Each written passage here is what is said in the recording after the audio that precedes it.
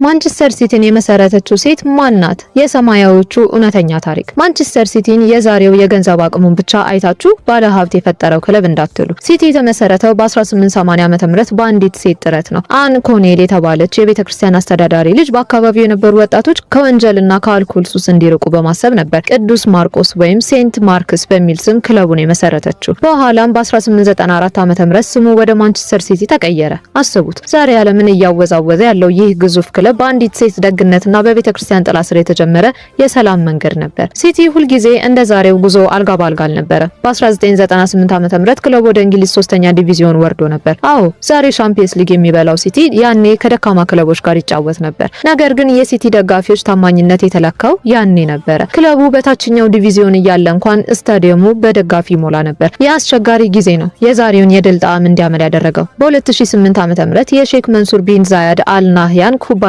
ክለቡን ሲገዛው ሲቲ የታሪኩን አዲስ ምዕራፍ ጀመረ። የሲቲ ታሪክ ሲነሳ የማይረሳው ትልቁ ቅጽበት የ2012ቱ የሊግ ጨዋታ ነው። ሰርጂዮ አጉዌሮ በ93ኛ ደቂቃ ከ20 ሰከንድ ላይ ያስቆጠራት ግብ ማንቸስተር ሲቲን ከ44 ዓመታት በኋላ የሊጉ ሻምፒዮን አደረገችው። ያቺ ሰከንድ የከተማ ተቀናቃኙን ማንቸስተር ዩናይትድን ተስፋ ያስቆረጠችና የሲቲን የበላይነት ያበሰረች ነበረች። አጃይብ! ከቤተክርስቲያን ተነስቶ ዓለምን እስከ መቆጣጠር። የሲቲ ደጋፊዎች ሲቲ ከተማውን ሰማያዊ አድርጎታል የምትሉ ካላችሁ በኮሜንት አለን በሉን። በቀጣይ ደግሞ የማንን ክለብ ታሪክ ልስራላችሁ? ኮሜንት ላይ ሹክ በሉኝ። አጃይብ ካላችሁ ላይክ፣ ፎሎ፣ ሼር አይረሳ።